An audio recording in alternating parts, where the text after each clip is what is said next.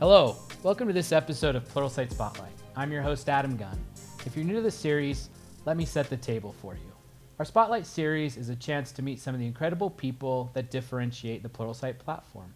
Our brand is built on the back of our incredible authors, and they really differentiate our platform. Today, it's my pleasure to welcome to the Pluralsight Spotlight, Matt Allford. Matt, welcome to the stage. Thanks, Adam. Thanks for having me here. If you don't mind, I'm going to take a minute, introduce the audience to you a little bit. Is that okay? Go for it. Matt is a DevOps engineer and solution architect with over 10 years of experience in systems administration, architecture, and design, primarily in the on-prem data center. He has a newfound passion for cloud and DevOps, tools and techniques, and enjoys helping customers and communities realize the value of the technology investments. Matt, you've joined us all the way from Tasmania. Welcome. Thank you. Yep, it was a long trek to get here, but from what I've seen so far, it's very beautiful out here, so very happy to be here. That's great. And how does a boy from Tasmania end up a Pluralsight author? Like, give the audience a little bit of the Matt backstory into technology. Yeah, absolutely. So I finished up kind of school, so I was 17 years old, and I had no idea what I wanted to do. And I had two things in front of me. One of them was construction, of all things, and one of them was kind of IT. And for the construction thing, in my last year at school, we went on work placements with builders. And every time, 3 times I went with a builder, and each time we dug footings for a new house, so literally digging holes in the ground. And I thought, I don't want to do that for the rest of my life, so I kind of flipped over to IT. So yeah, from there I've worked for a managed service provider down in Launceston in Tasmania. That's kind of where I started my career. And then I moved across to working for the university down there for 3 or 4 years. And it's actually during that period that I became a customer of Pluralsight myself. So actually predating that a little bit, I did watch a few Train Signal courses, and Train Signal was acquired later by Pluralsight. Yeah. So I was a customer, loving the content, and a couple of years ago, I thought to myself, hey, I wonder if I can do that kind of thing. So I actually originally auditioned for creating labs here at Pluralsight. And Scott Smith, who is the wonderful acquisition editor and down in the ITOps domain, he almost talked me into doing an audition for the video courses as well. So that kind of happened, and 2.5 years later and 14 or 15 courses later, here I am. So I've always enjoyed sharing the knowledge that I have, because there's always people that are in front of you, there's always people that are behind you and can learn off you. So I've always enjoyed passing on what I know, in the hope that it can help someone else. So that's kind of what has driven me to here. You may have just answered this question relative to that desire to, share what you learn and pass that on. But I'm just curious. I find a lot of technologists have particular superpowers, like particular skills that, they're proud of or set them apart from others in their space. Beyond that sharing of knowledge, are there any superpowers that you are proud of that you kind of bring to the table? No, I'm not sure about that. I'm not sure of a superpower. But with that said, I think I like to think that I can take a topic of some sort and really digest it down, both to a beginner level, but also if we need to dial up to the 300 or 400, be able to jump straight into that level as well. So yeah, not sure if it's a superpower, but that's where I'm at. I think that's a trait though of skill development courses that goes a little bit underappreciated, because you guys do the work of like distilling hours and hours of information into a really concise course, right? Absolutely. And that is one of the things that I probably wasn't appreciative of before I started doing the courses, was the amount of prep work that does go into a course, and both research, preparation, and the actual construction of it as well. You see the final product and you think, oh yeah, that was great, and I learned a lot. I could wonder if I could do that myself. But there's so much work that goes into understanding, is this thing relevant to the learner for this topic, or do I need to leave that out? And trying to choose that sometimes can be difficult, but that's where we have to try and draw the line sometimes too. So yeah, we recently saw a kind of a benchmark report against some of our competition, and the metric was hours of learning completed. And I rolled my eyes, because I thought that's such a horrible metric to benchmark our industry on, because it shouldn't be a measure of, like, good learning should actually be more efficient. Actually, that's an interesting point. I really agree on that. And it's funny when you see courses or whatever out there that are advertised as, you get 30 hours of content. It's like, yeah, is that really a good thing though? Can that be actually digested down into 10 hours or smaller? So 100% agree. Yeah. Jumping around a little bit, like one of the things I wanted to talk to you about, it's a nugget that came out of our recent State of Upskilling report. And it's no surprise to anyone, but when you survey learners and leaders collectively, one of the biggest challenges is people finding time to learn. I'm curious your perspective, like would you validate that time to learn is a challenge? And what are some things you've done in your career to prioritize making time for learning journeys? Yeah, it's absolutely no surprise at all that time is the main constraint. And it's a difficult thing, and it's going to differ from person to person and their own circumstances and their workplace. Some workplaces are really lenient and allow, time there to do it. But in my experience, a lot don't, and it's kind of back on you as the individual to grasp that and drive it. And it is your career that you're building as well, right? So you should have a vested interest in it. At the end of the day, it's about trying to find the time and how important it all is to you. So for me, when I'm studying for something like a certification and I've got a bit of a known goal as to what I'm going towards, I'll just try and break it down as best I can and maybe have 30-minute sessions for a couple of days during the week, Just get up 30 minutes earlier, 6 to 6:30 a.m. The house is quiet, there's no kids.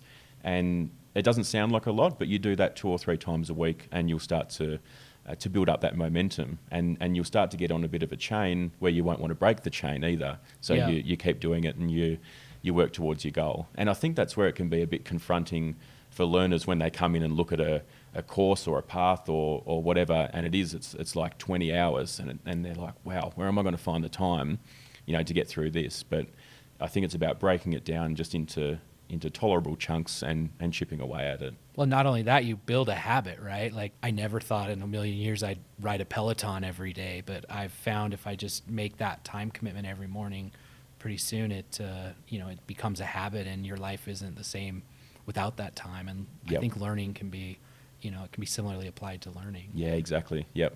For me, that's similar to exercise. If I can do a 15 or 20-minute walk every day, I feel so much better for that day. And if I can start the chain and get the habit going, then it's you don't want to break it. You don't want to get a few weeks in and then break it. So you'll keep going with it. My team cued me in that you have a really interesting and I think novel approach to how you prep for one of the more intimidating things developers have to face, and that's certification exams. Tell the audience a little bit about your, what do we call it, traffic light approach? Yeah, I've called it the traffic light system. Effectively what I do is, especially for certification study, you've normally got a bullet point list of objectives that you need to work through and learn and that you're going to be tested on, right? That's the whole idea of the exam. And when you look at that on day 0, it's a lot. And it's very confronting. So what I've done over the years is I basically grab that entire list, and if it's broken up into modules, I'll keep them in modules and drop it into good old Excel. Everyone loves Excel, right?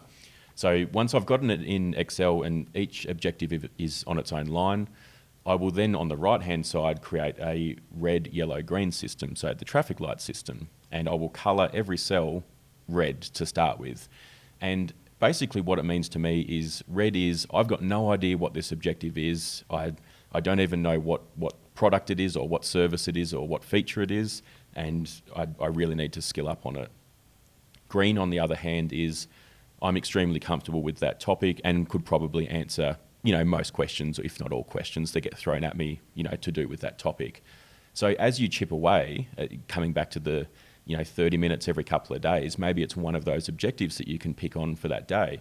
And as you chip away at them, you'll start to see your colours, go from all red to, maybe all orange and some greens coming through. And my rule of thumb is when you've got maybe a couple of reds left, and most of it is either orange or green, that's probably the time to sit the certification. You definitely don't want to go for all green because I don't think that we've got the time or the depth anymore to be an expert of everything in all of the different fields that we're in.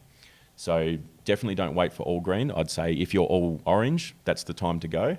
But if you've got some green in there, then you're at a good point as well. So that's my traffic light system, and it's worked well for me across the last 8 or 9 exams that I've done. So. Is there a literal percentage where you're good enough? Like if the test requires an 80%, do you set the bar at 80%, or is it more art than science for you? I think it's a bit more of art and science, and a lot of these exams you don't know how they're weighted either. A lot of different questions will be on different objectives, which will carry a different weighting. So. I will say I've certainly never perfectly aced an exam. I've scraped through plenty of them, but a pass is a pass as well, right? So yeah. Well, I want to tell the audience a little bit about some of your courses, and you mentioned you're particularly excited about something new. I think they're called the ITOps sessions.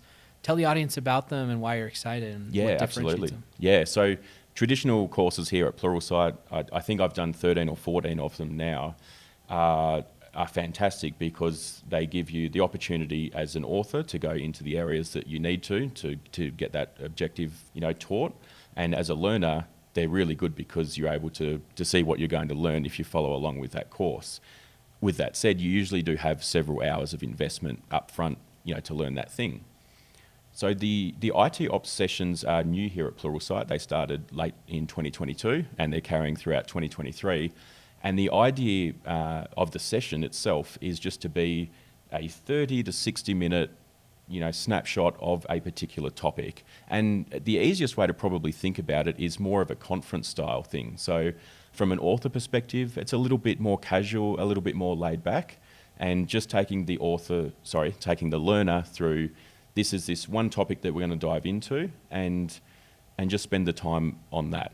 And that's fleshed out to be pretty good so far, both from an author perspective, and our learners seem to be enjoying them as well. And what we've learned through that is that there are different topics where learners are coming back and saying, hey, that was a really good introduction to that topic. Can we go deeper on it though? Because I'd love to learn some more. And then that lets us know that there's interest in that area, and we can go and work with the Pluralsight team and say, hey, can we commission a full course or a path on this topic because there's interest out there. And the length of those sessions is how long? 30 to 60 minutes. Okay. And they're not all, I don't think we've got any up on the platform yet that are just audio, but we can absolutely create some that are just audio. So, podcast format, so you can listen to it while you're doing your exercise or in the car or whatever. I was thinking about teams like lunch and learns and just other quick, hey, we're going to dive into this one topic over lunch or something, back to finding time to learning. Like those seem like a great resource for anyone that doesn't want to dive into a multiple hour course. Yeah, absolutely. Yep. Very cool. Well, Matt, it's been great to get to know you a little bit. My team likes to end these with a little bit of fun. Awesome. So if you're game, I have a list of, random questions. This could be interesting. Could be interesting. They like to start off with a zinger. So if you could switch legs with any animal, what would it be? Wow. It's got to be a giraffe, right? They got pretty long legs and a long neck, right? They're pretty tall. Yep. Secret talents? Don't know if it's any secret, but my one hobby or talent is guitar playing. I've done that on and off since I was a teenager. More so off these last few years now that I've got 3 kids that are tearing around the house and that kind of thing. Any particular genre of music that you like to? You will find me mostly listening to some sort of hard rock or some light metal as well. So, of course, being Australian, right down the alley of things like AC/DC and that sort of stuff as well. Yeah, I didn't know if you were playing Stairway to Heaven on the guitar. Or big fan of Zeppelin as well. So yeah, yep. Cool. Favorite pizza topping? I am a barbecue meat lovers pizza lover. I'm hearing a trend in these interviews. A lot of pizza. Interesting. Pineapple on a pizza? I'm okay with it, yeah. You're okay with it? Yeah, it lives on like Hawaiian pizzas, absolutely. No problem at all. Is there anything in particular you're upskilling on right now? I'm working on a few things myself. That I'm a little bit late to the game. Well, I shouldn't say that actually, because it depends on where you're at in your career, but Kubernetes is the big thing out there at the moment in terms of container orchestration. So that's what I'm skilling up on at the moment as well. And I'm also trying to, so my background is in the IT administration, IT operations, but I now work in a DevOps role, which is all about building, testing and releasing code. So I'm working a lot more with software developers, and my lack of software development background is starting to show through. So I'm picking an actual programming language or two to skill up on myself. Team cat or team dog? I'm probably team cat. We've owned a cat before. I love the idea of a dog. I don't love the idea of looking after a dog. Yeah, cats are pretty self-sufficient for the most part. Yeah, my 3 girls are hounding me for a dog. So we'll see how long I hold off for. If we catch up in 12 months' time, then maybe it'll be a different story.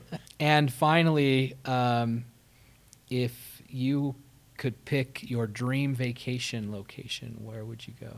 Wow, that's a great question. I'd probably go to Tasmania. So this is like, it was like, where do people from Tasmania go? Yeah, a lot of people say that. You know, it would be somewhere where I can just relax and switch off from everything. So the actual destination, I'm not sure, but I would go somewhere pretty remote, not too hot, not too cold, where you can just chill out.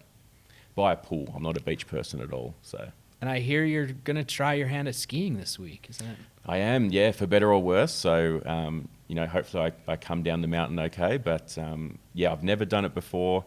And I've heard that the North American snow is actually a heap different to Australian as well, in that it's, you know, very fluffy and stuff. And everyone from Utah this last month has told me about how awesome the snow is at the moment. And I had a whole day on Saturday, and I'm like, well, I can't sit in a hotel room all day. So I'll try my hand at that. I've got my beginner lesson sorted out, so we'll see how I go. Well, that's awesome. You heard it here first, folks. Matt is going to try his hand at skiing. Hopefully we see another course and we don't see you in traction. Yeah, I hope so. But thank you for joining us on the set today. Thanks for sitting in the Pluralsight Spotlight. And thanks to our audience. We hope you enjoyed today's episode. Anything that Matt shared that requires a link or links to his courses, we'll put those in the show notes today. And any feedback you have on the format of our show, we'd love to hear it. And of course, we'd love for you to subscribe, click the like button, all the things my social team wants me to say. And we look forward to seeing you on the next episode of Pluralsight Spotlight. Thanks.